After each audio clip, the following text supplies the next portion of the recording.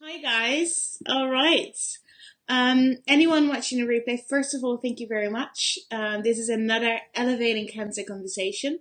Just bringing some light to everything around cancer and showing how powerful stories can be. And especially today with Martin, we'll be talking about um, everything around storytelling and connecting with people and how to thrive, I think, relating emotions and neuroscience. And we're going to really dive in. I'm so excited. So thank you, Martin, for being here.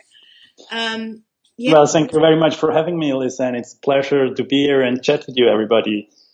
it's going to be great. Anyone that's watching the replay, first of all, please let us know whether you enjoyed it. Leave a comment if you have any questions, and we will make sure that we get back to them. Um, and also, right now, if you're watching, just drop a comment, and we love to interact with you. But yeah, Martin, if you want to introduce yourself, because I think you can do it best yourself. Who are you? Well, Where yeah, are you sure. from? Yes, my name is Martin, and I'm a pancreatic cancer survivor. I got diagnosed 5 years ago and had horrible statistic outlook, and some statistics said I'm just going to make it for 3 years, and I'm still here. And yes, in the meantime, I started a project where we document cancer survivors all around the world to share experiences and knowledge and personal stories to empower each other. So that's what we do today, yes. Cool. And I know we've been chatting a little bit before, and what I loved is when you said how cancer is such a global phenomenon Mm-hmm. and how everyone kind of seems to go through the same feelings, even though every situation is different and every outcome and journey is different, how we can so relate as human beings. So if you want to just share a little bit about that. No, I totally agree. 2016, me and my wife, we traveled once around the world and we interviewed over 30 people all around the world. And this was exactly the experience we got. Um, of course, every diagnosis and every journey has a personal way how you go and how you deal with it. But then you have this universality of emotions. You experience fear, you experience a shock, you're completely overwhelmed. You don't know what to do. And that's very universal. And like by sharing that, I think we can really connect on an empathic level. Mm. Like, I mean, you're telling me your story, I tell you my story, and then we connect. And I think that's something very beautiful and also very powerful. That's we saw that a lot on our journey. It happened a lot, and when we chat, like it's the same what you do in your community, I think. It's a human connection, and on a deeper emotional level we get to connect, Hmm. because I quite a bit about emotions and all of that stuff. um what would you say has been the biggest emotional challenge in your own cancer journey? Hmm. I know I'm going diving straight in.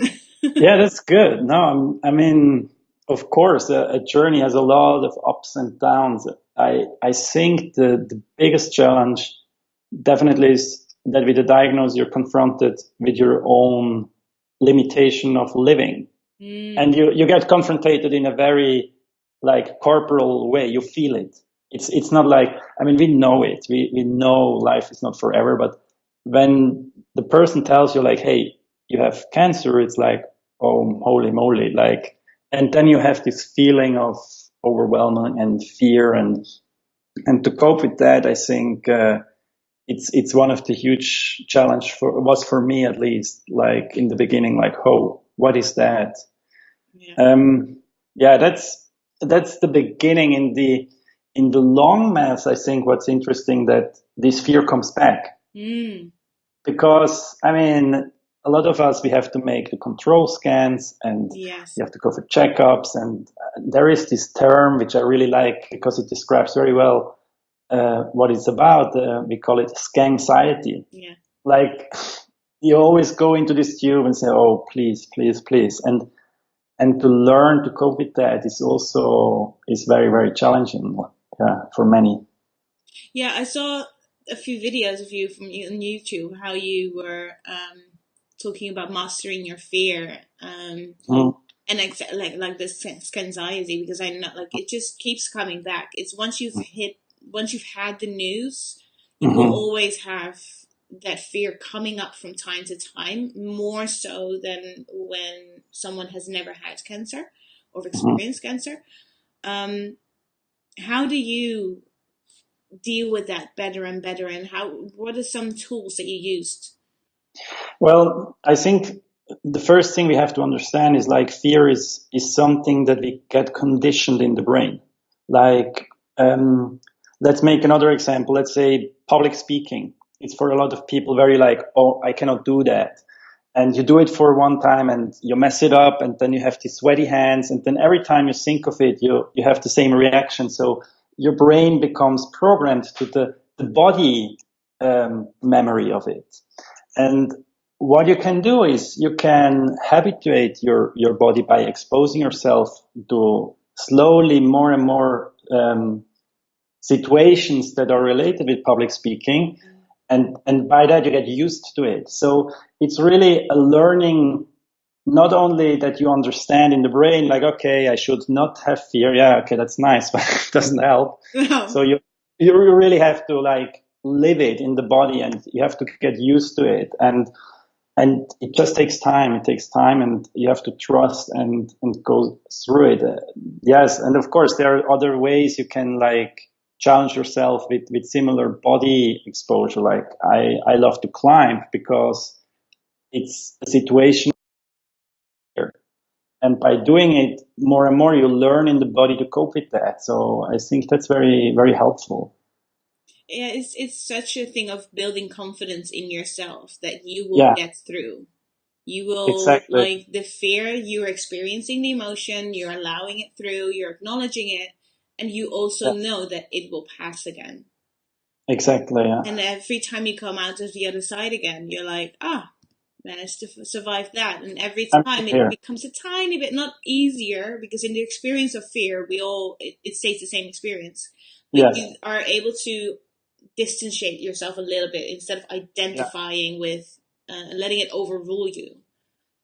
Yes, that's a very good way how you say it. Like when I think of my controls and I go to the hospital, of course, I always get very nervous. And the only thing that becomes normal is that I know this moment will never be normal.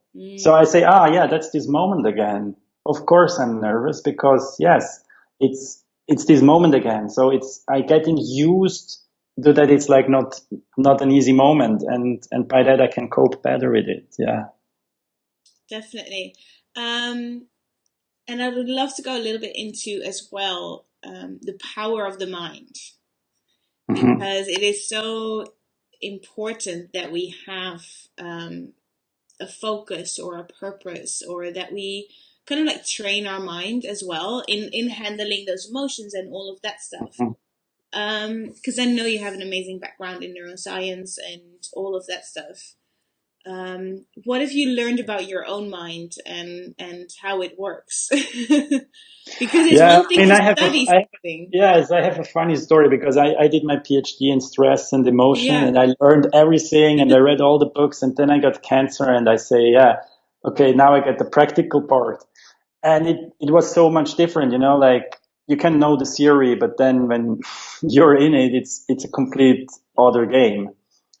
And I mean, you can apply what you learn in theory, but then you have to become practical. Yeah. And what I always say, that the first thing what we should really understand is it's okay that you stress out. Mm, Like, because there is a lot of like positivity talk, and you have to the mind, and it can put a big pressure on people that what happens if you don't manage to be positive? Then you become even more stressed out, and then you get into this loop, into this yeah. spiral. And so I think it's very important. Just, okay, yeah, of course you're stressed out. It's a very serious situation. So Mm, just let it be. Let yourself the time to be stressed out. And and then, I mean, there are different coping mechanisms how you can cope with your stress, or how you can like reduce. There are a lot of signs.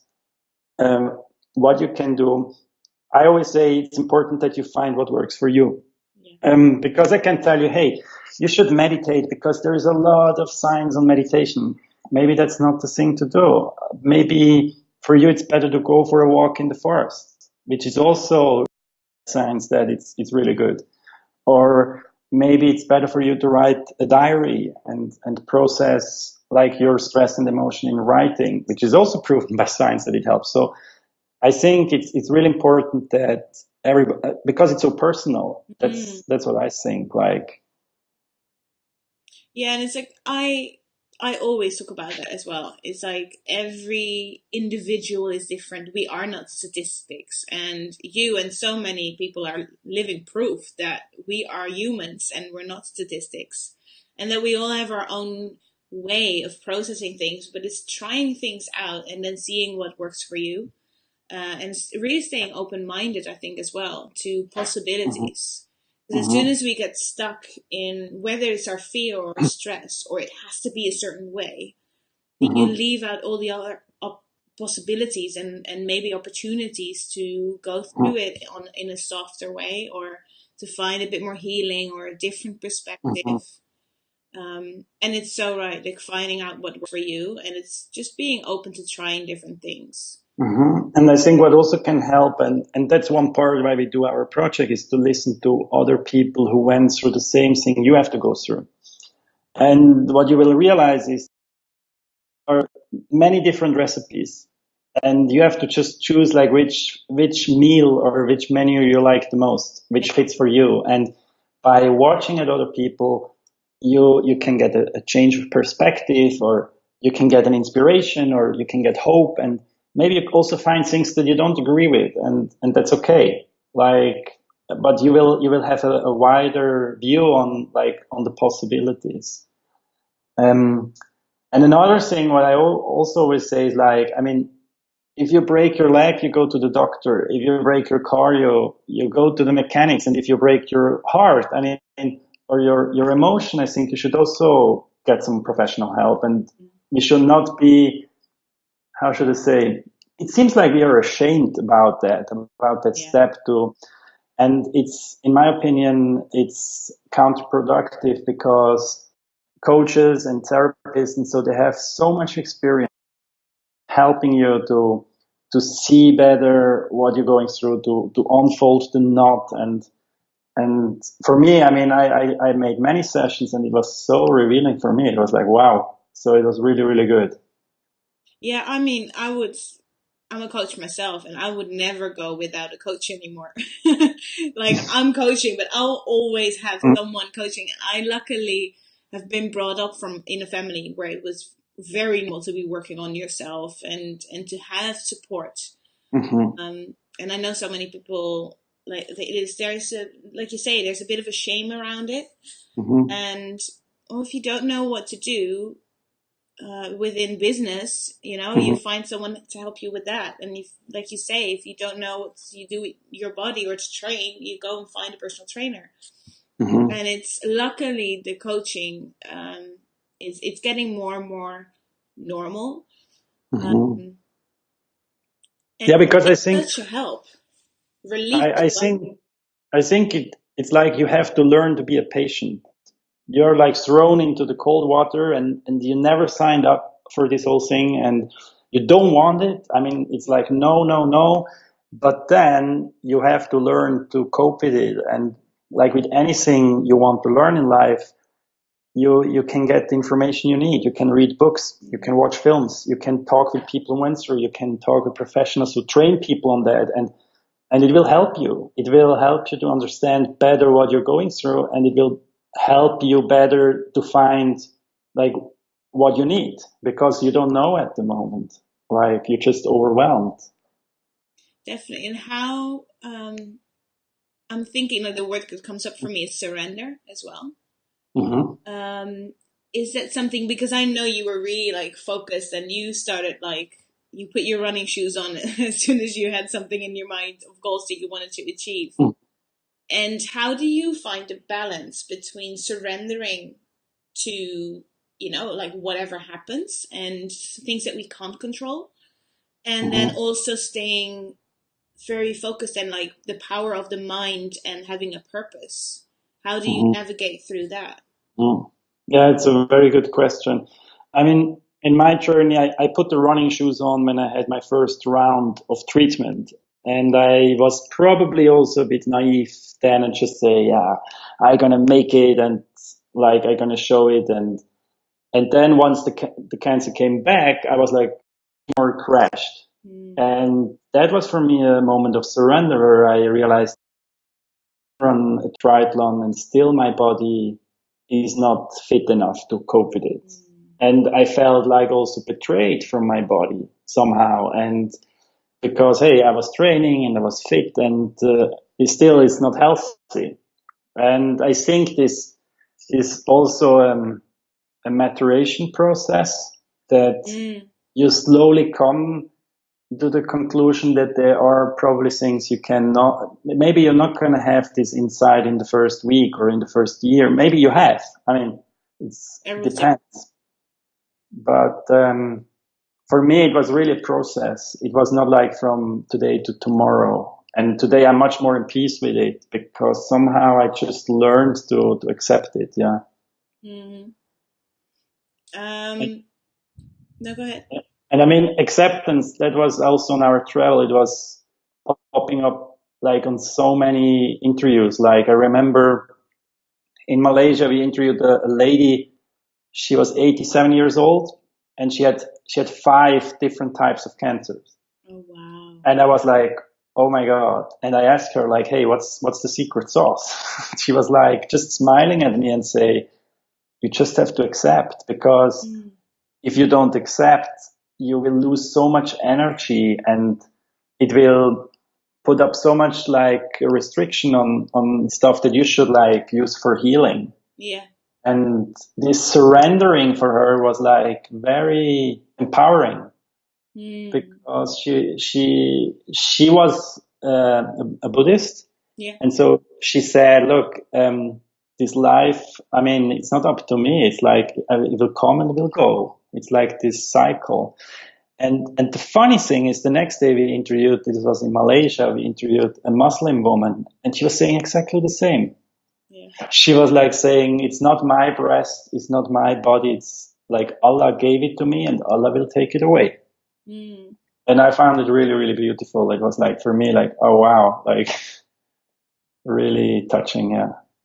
Yeah, I mean, I keep being astonished by both the heart and the breath because we don't even know really when the child's being grown in the belly, like a woman is pregnant, what clicks, like the heart starts, all of a sudden it just starts. And science hasn't been able to figure out yet how it does. And the thing as well with breath, like we do not control that at all. Mm. And it's always underneath, like this steady, it just always is there, and it's changing, and no one breath will be the same. And it's like that is like comes to really close to the essence of the magic of life to me. And Mm-hmm. also that acceptance and surrender of like, yeah, like Mm-hmm. whenever it is your time, apparently it's your time. We can, and that's the funny part because we can have a really strong will because so many people were not meant to survive and all that stuff, and then they do, and Mm-hmm. then like it's just this weird dance I feel with surrender and acceptance and willpower and focus and all of that. What Yeah, but I think it's also not. It's not a contradiction. I think no. you can have. You were asking before, like the purpose. Like Mm, you need a goal, and I think you can define for yourself a goal and the purpose. And I myself definitely got really empowered by that. That I have a goal, and that doesn't mean that you're not fine with surrender. I mean, surrender in a sense to understand that, hey, I mean, one day anyhow you're gonna die. I mean, and you still wake up in the morning and you do your thing, like. And I think it's really true what you said, like having a goal and having something that you think it's worth, and that's something it's very tricky after cancer because you come back and maybe you have a job and suddenly your job makes no sense anymore because you mm, think you're losing your time and well, I mean, it's tricky. It's not like easy, this coming back and maybe reorientation. Yeah. How was that transition for you? Um, it was in the beginning for me, my cancer was like, okay, I have cancer, I have a treatment, and then I'm off the hook and it's all fine. And I just keep on going. And it was okay. And then my cancer became like, came back and it became like, oh, okay, maybe this is not just a one chapter thing. And in the end, it ended up that me and my wife, we both resigned our jobs in the middle of treatment, like because we wanted, we started a project and we got some grants and we knew like if we want to travel in 3 months, which when my chemo was finishing, we have to resign now. So we were literally resigning and we had no idea how the treatment goes. Like really, like it was a really crazy move. But then I said, look, not to resign is even riskier because what if like I'm good and everything and then we don't go for this project and we don't do it? I mean, that's even the bigger risk in my opinion. And so, I mean, now it worked out. It's, yeah. Yeah, I mean, that's something that I come across a lot because people already feel so insecure about their life and their health. And there is so much worry often around finance and about jobs and security of income. And especially when people have a mortgage or children.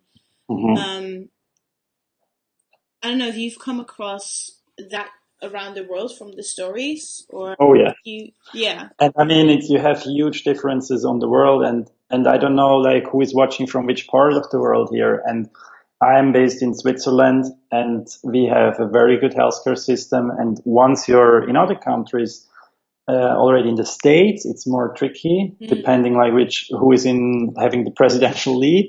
And then once you go to Asia, and you depends on. I mean, we were in other countries in Nepal and Myanmar and India and there it's even trickier. So it's really you can really see that we have of course huge differences across the world how people have access to the medication. um, what I observe with the money and like how you cope with that, of course you get the conflict mm. like in the Western world because you want to live, you want to go for your dreams and you don't want to lose time, but then you need and yeah, it's challenging, of course. And how was you? Because you took the jump.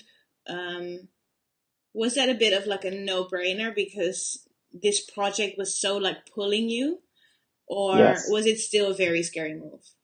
No, it was it was really, as you say, the project was pulling us. Mm. And I started the project to help others, and I was having my TEDx talk and proclaiming we're going to do this, and then I had my relapse, and suddenly I realized this project is helping me.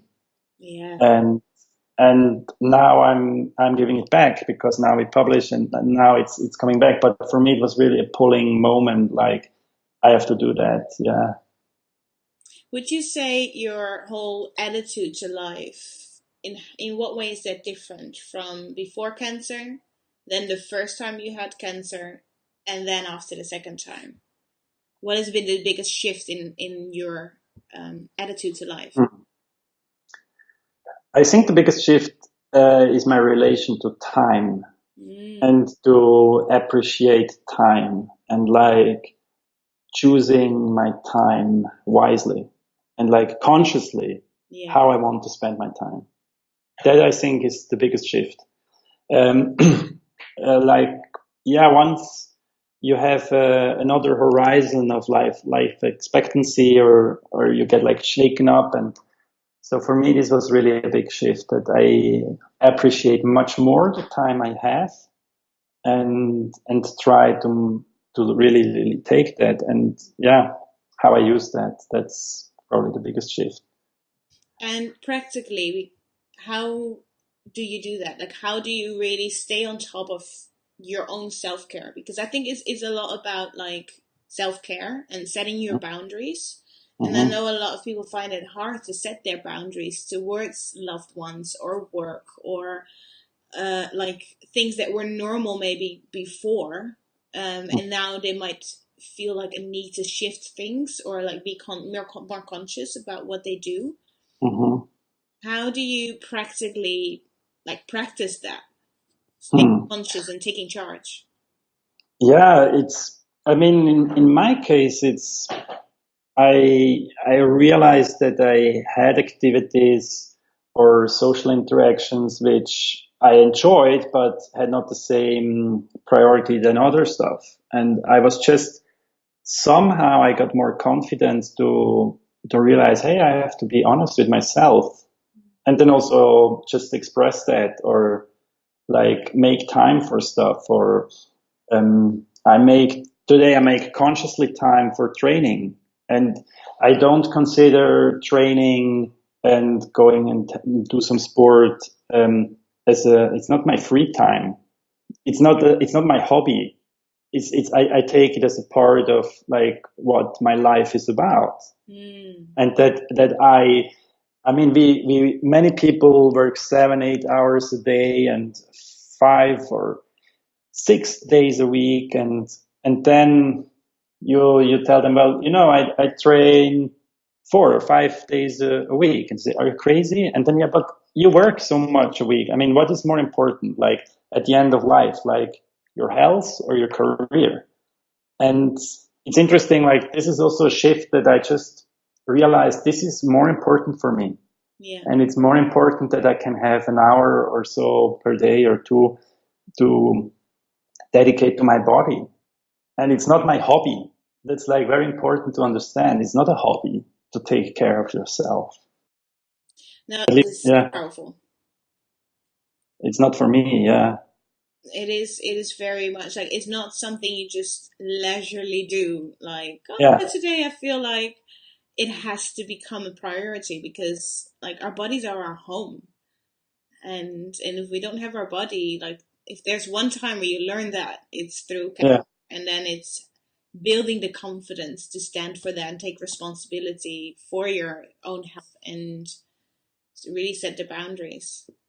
That's Yes, and like many things we do, like work or relationships, they have like outside people that come to us and they ask for our time, yeah, and our body somehow doesn't have this entity who is like this advocate who is yeah. like putting the time for himself or herself in the calendar. So that's somehow an unfair situation.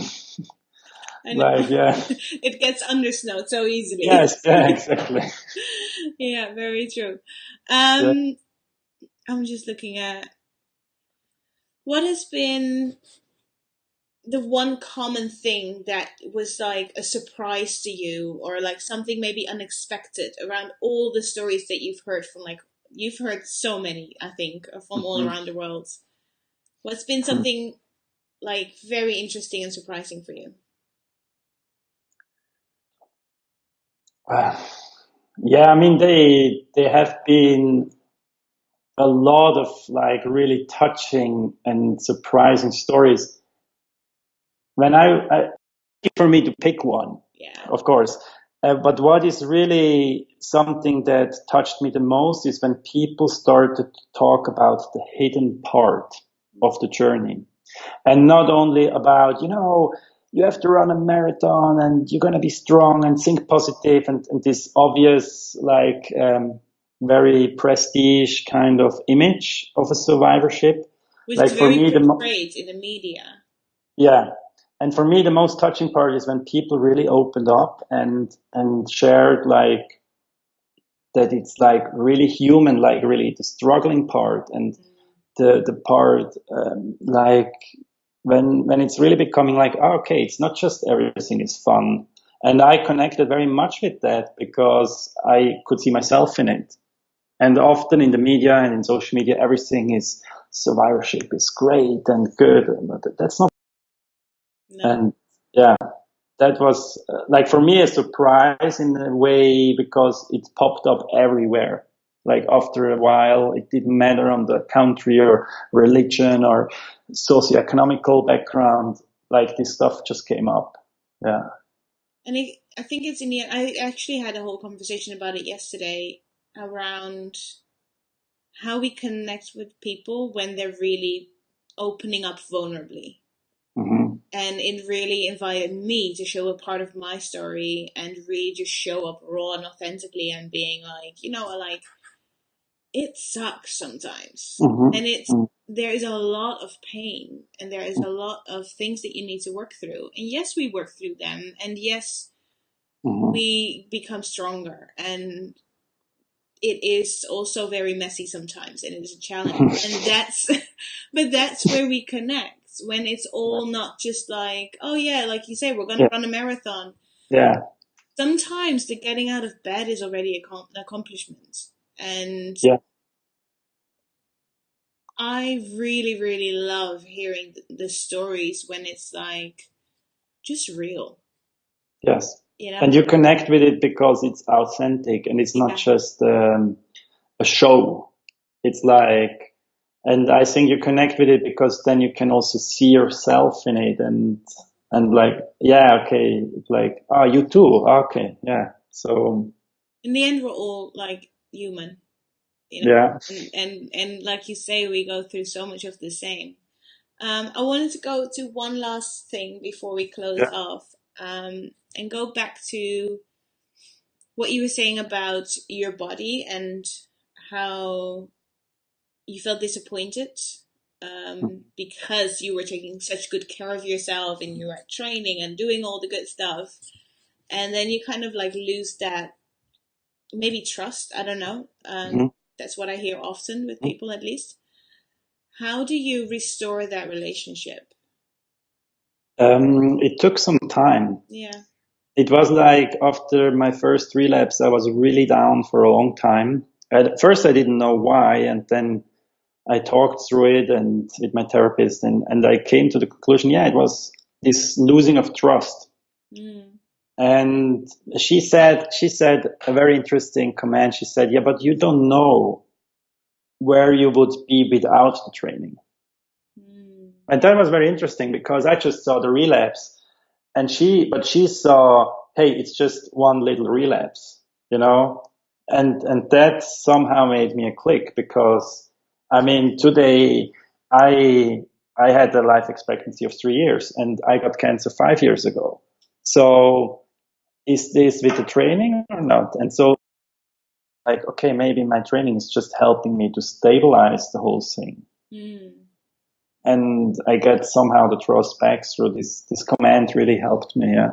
Because I mean, I studied biology and I always say the body is not a number. You Mm. know, we always, we look at cancer and we look at statistics but in the end, your body is not a number. I mean, No. like you sitting here, like nobody has quantified every single cell of you and knows how you're going to react to this medicine or if you start meditating or go for a walk.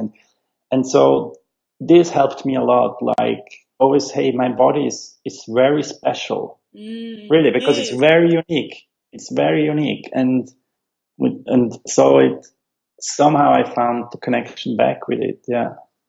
Yeah, and it's so about that, like tuning in and tapping in with the miracle that you are Yeah. still here and that you are here and that like apparently something is to be done in this life, otherwise you wouldn't be here.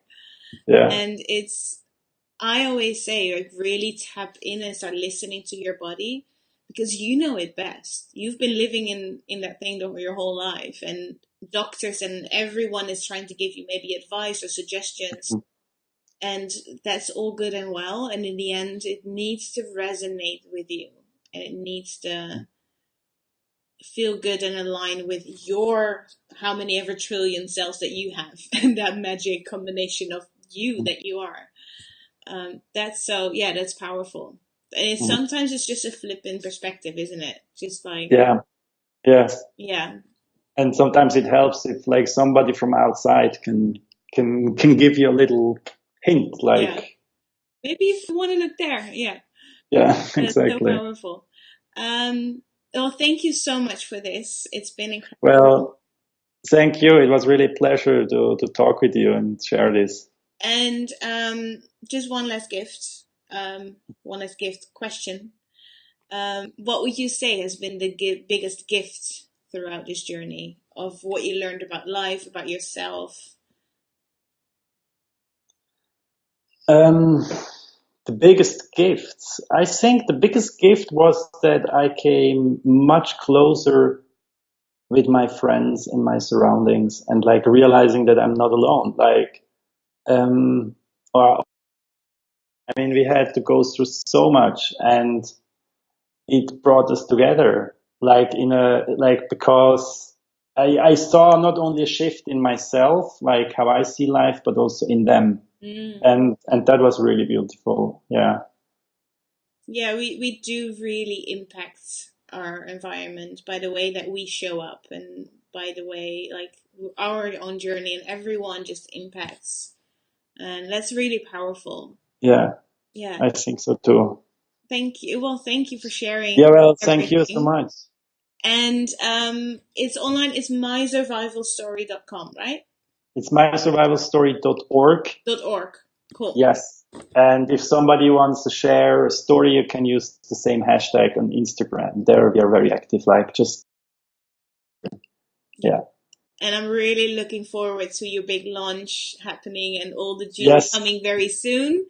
Yes. Which I will definitely be sharing out because it's really powerful and incredible work that you guys are doing. Thank And you. thank you, and keep doing all that you do. And yeah, guys, thanks for watching the replay. Thank you for joining in, and we'll be back soon with more. All right, thank you. Bye. Thank you. Bye bye.